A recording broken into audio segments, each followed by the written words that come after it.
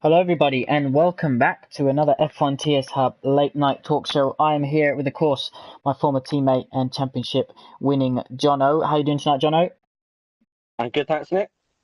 Good stuff. Baku, the streets of Baku is the track that saw us hit round 4 in season 12 with our podium tier at 7 p.m., pinnacle tier 8 p.m., and prestige tier at 9 p.m. To say the least, Jono, we don't have too much to talk about because the majority of drivers who took part didn't actually finish the race. Yeah, a huge amount of attrition. I think we all expected, obviously, some contact with the wall, but there was an awful lot going on, especially in the podium and pinnacle tiers. There was, a lot of DNFs throughout the races. Yeah, definitely. Obviously, a tricky track with some tricky corners. Some of the most experienced got caught out by, but interestingly enough, we spoke a lot last season behind the scenes about the prestige tier, our top tier, not being that clean in terms of overtaking and starts and things like that. But this season, round turn 1 and 2 in Baku, clean as a whistle. Yeah, it was really clean from those guys. A couple of little bits towards the back, I think, but yeah, the majority of it was very clean. And as you say, this season, despite the big pace they have and the big egos, perhaps they're managing to keep it together largely on the track. And we've had amazing racing right at the front of that tier all season long. And speaking of big egos, best wish our good friend Odems. He's not very well at the moment, so we wish him all the best. Hope he gets better soon, and hope he continues to chat to all those nurses, which he is very much Yeah, enjoying. get well Alrighty, soon, Odem. So I think I yeah, wished him. I put him down as my favourite to win as well, and then he wasn't even able to race. So perhaps I jinxed him there. So yeah, hope he's back well soon. awesome stuff. All right, let's head over to our podium tiers. This is our 7 p.m. tier. We are going to get some drivers in tonight for the talk show just to get their reaction, ask them some questions. But so we'll quickly go through these races, John. The podium tier, which I commentate on, there wasn't actually too much action. It was definitely the most quietest race of the season. But yeah, it was nonetheless. I'm sure Danestar will be happy taking the win again. But if we have a look at oops, and I've got two prestige streams open rather than one podium and one prestige. So bear with me a second whilst I get that open. Yeah, we'll have a look at the qualifying, obviously results and going into the race. But as you say, it was lots of DNFs throughout the race. Not too much actually initially on the first lap, but the podium boys just seemed to keep falling as the laps went on, and front wing damage as well. I think people were picking up damage, and it was catching them out just how much understeer they were getting, and it was just causing them to have brushes with the wall and and losing front wheels. Yeah, and if we look at the qualifying time of the podium tier, Danestar took pole position by some margin. Really tricky conditions in intermediates for our podium tier. Up to 13 managed to set a time, but the gaps were quite substantial, particularly I imagine just because of the rain. Yeah, there was a real spread throughout the field. Deinster obviously on pole by a pretty big margin as well. But yeah, braking is so tricky for those who weren't running ABS. Braking in those intermediate conditions at Baku really difficult. I know when I gave it a try, I kept going straight on and into the walls. So I think that's why we had the spread. I think just getting a clean lap in the 18 minutes, obviously a long lap as well, so you don't get too many goes at it. And it did lead to quite a big field spread, a lot more than we used to. Yeah, definitely. Alrighty, so as we head into the race, it was, as I mentioned, it was just a case of driver after driver DNFing. I think you summed it up right with the wing damage, particularly through those final two corners. It was really catching drivers out, and then you had the castle section as well, catching drivers out. There were a few incidents which, caused havoc. But Danestar overall largely controlled the race. The gap wasn't that big at the end. But he did obviously win the race comfortably. But it was really interesting on I don't know if he's listening, but on commentary, me and Sean couldn't figure out. Gazza was able to keep closing the gap to him, and then suddenly Danestar would pull it back out, but then it would close again, and we wondered whether Danestar was just kind of having a Sunday drive or whether he was or whether he was actually making Yeah. mistakes. But obviously, Red Bull 1-2, they couldn't have had a better day. Yeah, couldn't have had a better day, as you say. And like from the stream, you couldn't tell Danistow didn't look to be really making any mistakes, but the gap was going in and out. But I can only assume he was managing it a little bit, maybe making a couple of mistakes we didn't catch on stream, but it all did look under control. Although Gaza did run him pretty close. Yeah, he brought it home without any real dramas. And of course, Gaza will be joining us in this late night talk show very soon. As we head through the race, podium for Jorit, I believe, his first podium of the season in the Pinnacle tier. How important do you think that is for him? He really wanted to start his championship challenge in Baku, and he got off to a good start. Yeah, it's a big landmark, getting your first podium, and sets up a good platform to move forward. I think he saw Baku as a good opportunity for him, and he delivered. And that's what you've got to do. You've got to make the most of the races where you're feeling good and you think you've got good pace. He managed to do it, and yeah, first podium. And I'm sure he'll pick up more as the season goes on. Stevie had a quiet race in the Renault. His teammate just managing to get in for the race, but then was caught himself weaving and ended up in the wall. So note to all drivers: don't start weaving when you're during the race because you know that's valuable points. You never know when they might come in handy. Jonas as well had really good pace at the start of the race, but kind of fell off. He had to make an early pit stop. But if there was anyone that I thought could have challenged him other than Gaza, it was Jonas. But unfortunately, his strategy meant that he wasn't able to. Yeah, just wasn't able to challenge in the end, but you know he got what he could out of it. P6, it picked up points, brought it to the end, and yeah, he'll be hoping for better next week in Spain. Alrighty, let's move swiftly on to the Pinnacle tier because, as I said, we've got some drivers coming in shortly. Reflo, another pole position by half a second. Quite easy for him almost. Yeah, it was quite easy for him, and quite a mixed up grid as well, though, from what we're used to. Obviously, had Sam in fourth, and then Matt in eighth, and the other Mercedes right towards the back of the field. So it was quite a mixed up grid. Lawrence and White Fountain, obviously, good laps from them, putting it P2, P3. But Reflow doing what he does best and sticking it on that pole position again. Yeah, definitely. And as the race went on, at the start, we had absolute carnage. I know there's so many drivers involved in this, and it's in the steward's office. But Jono, on a serious note, what happened at turn two is just absolutely ridiculous. Yeah, it was ridiculous. It just took out so many drivers so early on. Obviously, so much practice goes in the week, and then just a bit of silly driving from a driver and can cause absolute chaos at a track like this. So not what we want to see at all. Obviously, the stewards will be looking and acting on it, but it was disappointing. Obviously, it takes so many cars out of the equation early on, and yeah, it takes away from obviously the action for the viewers on the stream as well as the disappointment for those who are actually driving. Yeah, Lawrence obviously got disqualified off the start for reversing. I believe that is a game glitch, so I don't believe he did anything wrong. It'd be a funny thing to do to press the reverse brake off the grid. So we can only believe. So his season, you know, he finally puts it on the front row, and he has something like that happen to him. So yeah, disappointing. Yeah. Disappointing. You really have to feel for him. But good showing, good start from the good qualifying, and good start from the Alfa Romeo Sauber team. White Fountain CSS. Sam obviously went quite deep, and then lost the position to them again. And then Reflo was the only one who really got away 100% cleanly. So it shows you how important that pole position is. Yeah, it's absolutely crucial at this circuit. We just know every season there's some sort of incident in those first couple of corners, and Rifo got it off the line and into turn one and two, and I bet he had a sigh of relief when he came out of there in the lead. And as you mentioned, Sam initially gets a good start, but got a little bit tangled as well, and he was lucky not to suffer more damage at that race start. There was a battle as we got on, I believe, between Pepsi Game and Matty Daddy, who was doing really well on those soft tires. SFR Chopper and someone else, I believe. That was it just seemed clumsy, you know. It frustrates when everyone's having such a good race. You're watching such a good battle, and then you know they make contact and someone puts someone in the wall, and it's just hugely frustrating because you know all three or four of those could have gone on to have a good race. Yeah, definitely. I think it was lap 5 that Matty Daddy and Chopper came together.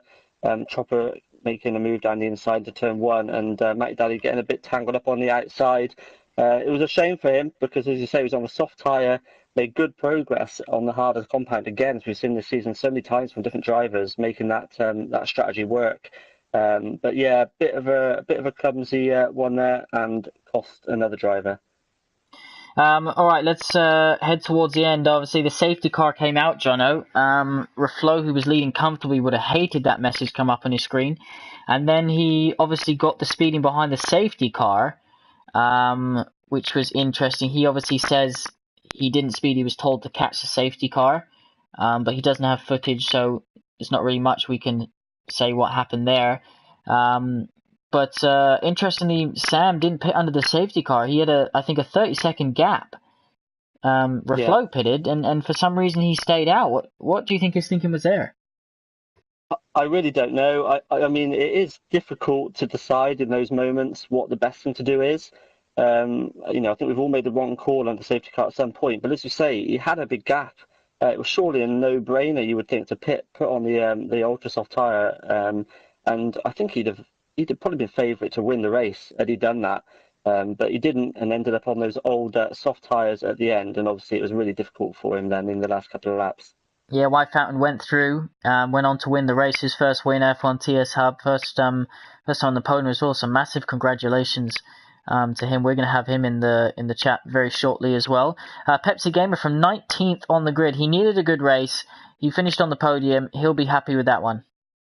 Yeah, he really needed a good race, and Baku, one of the most tricky tracks to actually, get to that finish and deliver, but he managed to do it. And yeah, made the most of the safety car situation as well. And yeah, I'm sure he'd be absolutely delighted to get, to kickstart the season with that good result. Yeah, definitely. Obviously, Reflo got a double whammy penalty, which we think is an error. But he tried to serve the drive-through on the last lap. What did you think in commentary when he was doing that? Did you know that it wouldn't allow it? We weren't honestly sure. I remember Kieran saying on commentary, we'll have to see what happens here. We assumed, it was just judging where the pit entrance was versus the finish line. So we were all holding our breath a bit to see what would happen. I feel fair play to him for giving it a go there on the final lap. But in the end, yeah, the game actually gave him a double whammy with two 20-second time penalties in the end. So I'm sure we'll be looking to at least take the one of those two off. But yeah, just disaster for him. I mean, to have the safety car anyway, he'd have been thinking, oh no. But then to obviously have the speeding thing, whether it was legit or not, sounds like it probably wasn't legit. Yeah, it spoiled the race for him. Obviously, otherwise he would have been a deserved winner. Shout out to TK as well. He got his best result of the season for the Haas team. Yeah. Jor obviously was in a good position, but he binned it with a couple laps to go. All right, let's move on to the prestige tier. Speaking of bin it, Jonah, we've obviously been Mercedes together as teammates for 2 seasons. One thing we've never done is crashed into each other in qualifying. Yeah, that is a weird one for sure. Don't see that very often at all. Yeah, very strange indeed, that one, and not ideal for anyone. Yeah, definitely. Mark was obviously bitterly disappointed. He went on in the race and crashed out in the casual section Yeah, again. So I know how annoyed he was. But he'll bounce back. Definitely will. Of course, multiple race winner. He knows how to get back to that top step, which I'm sure he will do this season. 4 different winners from the first 4 races, but qualifying there weren't too many surprises, to be honest. Julian, the top of the super soft runners there. Scooter Seb having a good qualifying session, as did Jesse. Yeah, those Ferraris as well, starting down the back again. So I know Black Mama started in 15th, no, it started in 10th. And the reason I say that is because we'll talk about that in a minute as we head towards the end of the race. But interestingly enough, at the end of the first lap, Jono, everyone was still within DRS range. So it just shows you how clean the top tier's first lap was and how closely matched they are. yeah, definitely. It just shows the benefits of everyone attempting to race clean as well, and just just hold a little bit back on that opening lap because everybody was still in with a shout. Everybody's race was still wide open at the end of lap one, which we obviously didn't see in the other tiers. So just taking a little bit of care on the opening lap, and it benefits absolutely everybody. Alrighty, and as the race went on, Suzuka, his poor season continues. He disconnected. The soft runners kind of moved up the order as all those supers and ultra soft runners started to pit. Two McLarens moving up, obviously. The two Ferraris moving up. Interesting tactics between the two Sauber drivers, where when Josh came out, he seemed quicker, but then just seemed to back off a little bit. So perhaps he wasn't going to challenge his teammate on that occasion. We were hoping to get Josh in, but unfortunately he's not going to be able to make tonight now. But as the race went on, Louis was in a good position. Safety car came out at the right time. In the pits he went, and it was his race to lose from that point, wasn't it? Yeah, it was. Safety car was just perfect for him. Benefit of obviously running as long as you can on the harder compounded tyres just opens up your strategy options, particularly on a street circuit. And yeah, benefit from safety car straight into the pit lane and for the set of softs. And yeah, the race was his to lose from then on. Alrighty, and as the race restarted, obviously we had that incident. Obviously you're the steward, Jonas, so you can't say too much who was to blame because it might obviously impede what the result might be. But just to summarize it, Julian obviously broke too late, pushed Josh wide. Josh got wing damage, I believe. Then moved over to the inside line, right on the inside, to let Josh through. Obviously, all the other drivers, being a safety car at restart, were closely. They followed, and Blizzard just came up and just rammed straight into the back of him. It was obviously an unfortunate turn of events, and it just shows you again, under safety car restarts, the tires, it's so important to heat them up. Yeah, it is so important. But I mean, we've seen it in real life with Vettel. I think it was into turn one as well, locking up. It can happen, and it's obviously a legitimate attempt by Julian that went a bit wrong, and then obviously in trying to return a position, Blizzard's running to the back because of the fact the whole field was so bunched. So obviously no intention from anybody, but it was such a shame, and obviously took out two of the quickest drivers on the grid there and made their races much more difficult from there on. Alrighty, and obviously the race went on. A few more drivers DNF'd out, got caught out. So even the top tier drivers, they do get caught out. But Louis went on to win, so congratulations to him from 13th on the grid. Noik from 10th on the grid came home in second, so another Ferrari masterclass. Duratrex, so hugely congratulations to him from 9th on the grid. He is so happy because I spoke to him actually.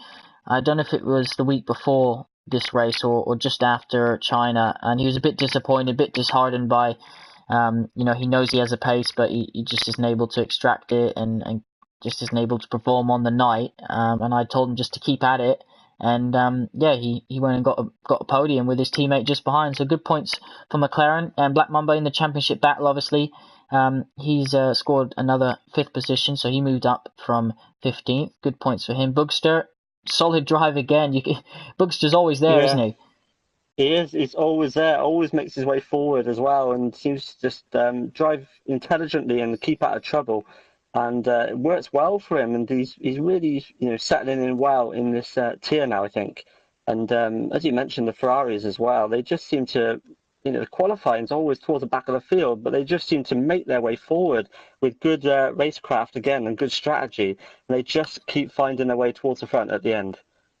Yeah, and obviously Julian coming home in 7th, VSR Josh coming home in 9th after their incidents. Blizzard obviously didn't finish after that. Alrighty, let's get some drivers in. We're going to get Gaza from the podium tier and White Fountain from the pinnacle tier. So bear with me a second and I'll grab them.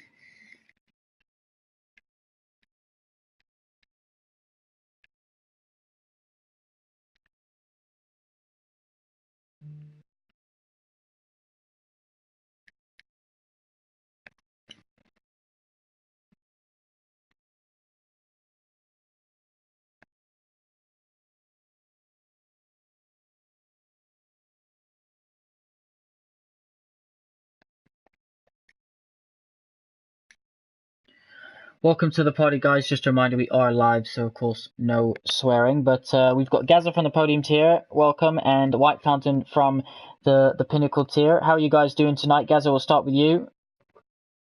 Yeah, I'm good, thank you. How are you? Yeah, not too bad, thank you, not too bad. And White Fountain, still reveling from your win on Friday?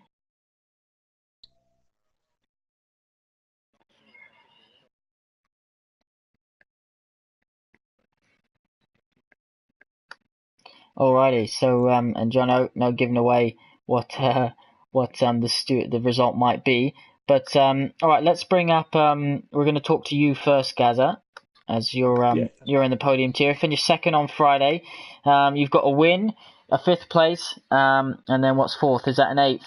Which was China. Obviously, you were disappointed with that race after the start. Talk to us about your season. How's it been so far? It's been good. It's been really good. I I wasn't expecting it. I thought maybe mid-table. Uh, I never felt confident of a game, but it's been good so far. I've first in Australia, which was good. It was a close battle with my teammates and Jonas, but I got first. I think that's my first win across the line, so I was happy with that. Uh, the second race was good as well, fifth, I think, I believe. So that was good points. China, as you said, it was 9 or 8th place I got. I broke my front wing first lap, and I lost a lot of time, and but I still got points, which is the main thing, I guess. And in Baku, it was a very good race for me and my teammates, and I never had much problems. I just had to overtake the two Mercedes, I think, Nick and Jorrit. But after I passed them, it was just keeping up with Dane Star, and it seemed to go good for us. So I'm happy. Good stuff. And Uh, go on, I'll John. just mention just quickly, White Fountain's voice apparently isn't being shared, so you can't hear him on the stream. Alrighty, I think he's changed his setting now, so Okay. hopefully yeah, hopefully that'll sort itself out. We'll find out now. White Fountain, obviously you got a bit of a bromance going on with Scorpion from your tier. He's cheering you on live on stream. But talk to us about, obviously you're new to F1 TS Hub this season. How's it been for you? Well, it's been quite fun. I've had a difficult first round where I had a DNF, and yeah, I was not sure what my pace would be against the other drivers, but it seems to go very well up until now. And let's hope I can keep up the good racing. Good stuff. And obviously, when you did cross the line, White Fountain on Friday, obviously the stewards result still has to obviously confirm it. But provisionally, how happy were you? I believe you'd still finish second anyway. How happy were you when you crossed the line after that chaotic race? Yeah, I was really excited. Definitely after the safety car went in and Samster and Pepsi Gamer went wide on turn one, and I got second place. Well, I was really excited, and after crossing the finishing line, I saw I was first, but we had in round two, I guess, in Bahrain, the same with Luki, but it was a glitch. So I thought, well, maybe that glitch has occurred again with reflows, but afterwards I saw I had a 40-second penalty, and I was just confused for like the following hour, because I asked him what happened. Is it true you got a penalty? And yeah, I was just really excited to be second. Awesome stuff. All right, John, just starting with Gaza. Do you have a question for him? Yeah, I mean, Gaza obviously been racing F1 TSF for quite a while now, but you do seem to have made quite a big step forward this season. Like, do you put that down to anything in particular, or you just think you're better suited to the game? Uh, I think it's just experience, just getting better and better each season. I think in season 8, I think I joined or something. It was my first ever league. I was on controller using full traction control and manual automatic gears. And I think in the last few seasons, I've bought a new wheel. I've changed to like medium traction control and manual gears, and I think it's just practicing. I think I need to get better at practicing, but it's just try my best just to keep clean in the race and pick up the places when they go. But hopefully, I'll get a few more wins this season. And Jono, obviously you commentate on White Fountain every week. Anything to ask him? Yeah, well, just it's been obviously, as you say yourself, an impressive start to the season. Obviously, provisionally, at least you picked up your first win. We've got Spain and Monaco coming up. So, what do you think are your chances at those two tracks? Do you think you can add to the tally in the upcoming races? It's gonna be difficult. I think everybody can see that Sam and reflows are, too fast for everybody else. But sure, at Monaco, you never know what's going to happen. We didn't know Baku was going to be that crazy. Monaco might be the same. But yeah, Spain, I'm in race pace, I'm more like between positions 10 and 5, I guess. So I'm aiming there for Spain. But yeah, for Monaco, I really like the track. And let's see how crazy it's going to be. Awesome Sounds good. stuff. Yeah, as you mentioned, Spain next, and then Jono's favourite Monaco. But all right, Gaz, I've got a question for you. In Australia, were you and Danestar when you were battling really on the edge? Were you two talking? Do you two talk on headset during the race? And No, also, you don't know. So that was uh, just full out, just no holds barred yeah, in Australia. yeah. I was just I need to focus on the race, so I don't like to talk with much people just so I can do the best I can. So we weren't talking, and it was just whoever came up on top wins, I guess. But when Jonas and Dane started battling, I sat back for a few laps. I never wanted to get involved because I knew it was going to be ending heartbreak, but I had to go for it to get the win. Um, but then Jonas crashed. I think I knew Dane still had a penalty, and I never. So I took it a bit easy when I think he maybe passed and couldn't catch up. But it was a very hard race. And obviously the constructors title, you've got quite a lead there now after your 1-2 in Baku because obviously it was really important for you to clear those Mercedes on Friday, which you did excellently. But into obviously the constructors is definitely a goal for you. But your teammate he's been getting a bit of stick for being too quick for the podium tier. Do you think he can be challenged in races to come? I think pace wise, I think he's top. But I think later on in the season, the likes of Liam, the likes of Jonas, Emery, Jamie, Alls, Nick, I think all of them could potentially enjoy it too. I believe they can push him. I think Dean still will come out on top. I think he'll be the champion, the champion at the end of the season. Alrighty, and White Fountain. Obviously, we spoke about the next two races and your goals, but there's a long way to go in this season. Your teammate, he's had a bit of a difficult start. 3 DNFs and a did not start. Are you close to him? Do you speak to him during races at all, or practice with him? No, we haven't practiced or talked yet. We do message each other before the race, how we feel. And I messaged him, he qualified fifth in Baku. He had a really good start. He was second, and he's just a bit unlucky in the first races, but he has something to build on, and we might see him in Spain in maybe top 5, top 10, and well, the previous 4 rounds are forgotten. So it's just being lucky in this game also. Awesome stuff, and obviously to get feedback on the league as your first season F1 TS Hub, are you enjoying kind of the spectacle of not just the races but the whole surround with the race week and media day and things like that? Yeah, it's real fun that, it's like in real life. You get the press conferences, you get the race reports. I really like, reading all of them to see how other drivers have experienced the race and how they saw everything. And, the commentary, I do love Jono and Kieran's commentary. I rewatch every live stream we done, and yeah, so fun. I bet Baku will be your favorite live stream to watch back.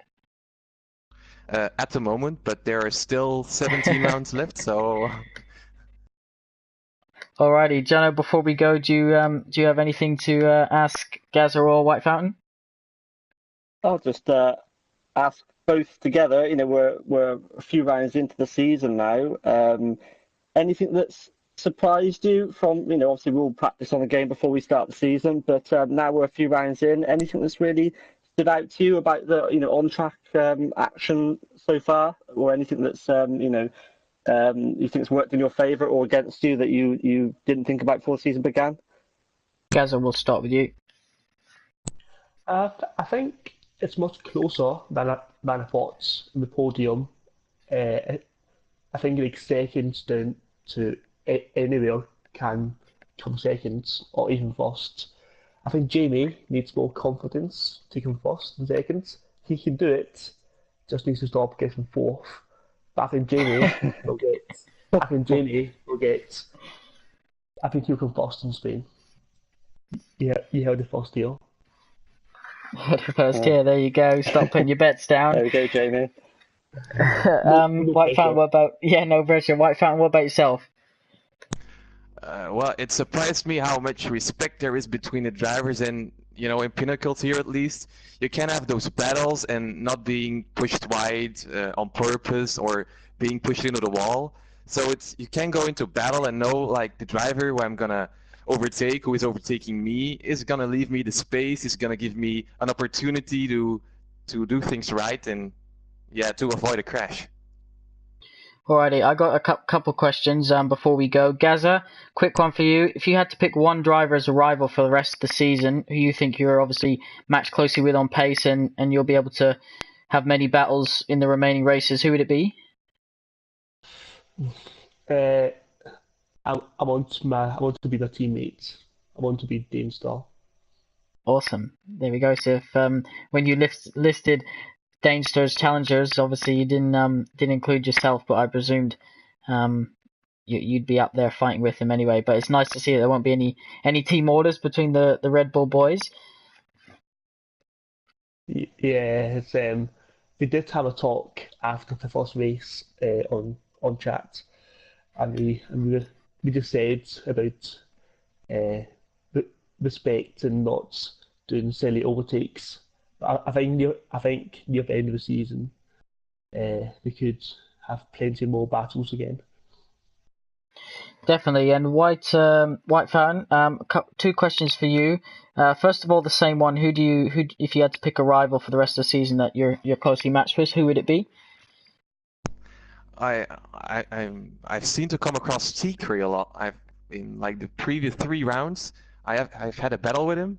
So I think he's going to be my main competitor on track. Awesome. And lastly, your qualifying, White Fountain, in the Pinnacle tier, it's so close every week. Usually like a second covers at least the top 10. And on Friday, a second covered from, I believe, second place to P14. How much does that add extra pressure knowing that the smallest of mistakes in qualifying could drop you down a few positions? Yeah, definitely. When encountering each corner, you realize I need to brake as late as possible. My exit has to be the best I can to, gain that couple tenths of a second, because if you lose it in qualifying, you could be starting P14 instead of P3, and it's happened to me before. I started at P10 when I had a crappy lap, but in Baku, everything seemed to be going my way, and it was P3. Alrighty, well, thank you everyone for joining. We've run over again, Jono, which is no surprise.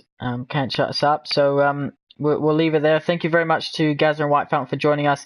If you drive F1 TS Hub and you'd like to join us in the late night talk show, feel free to give me a message and we'll try and get you in. We are going to try and get some more drivers every week. We'll see how the season develops, and we'll get interesting rivalries between teams and try and get both teams in different tiers and things like that. So yeah, lots to look forward to. But once again, Jono, thank you for joining me. Thank you, Gaza and White Fountain. Best of luck next week. And yeah, we'll be back for the late night talk show next Sunday. But before that, we'll head to Spain for round 5. Podium tier at 7 p.m, Prestige tier 8 p.m, and Pinnacle tier at 9 p.m. Odems, of course, you're my favorite Red Bull driver in the Prestige tier. Best, hope you get well soon, and you'll be back for next week. Thanks everyone for watching.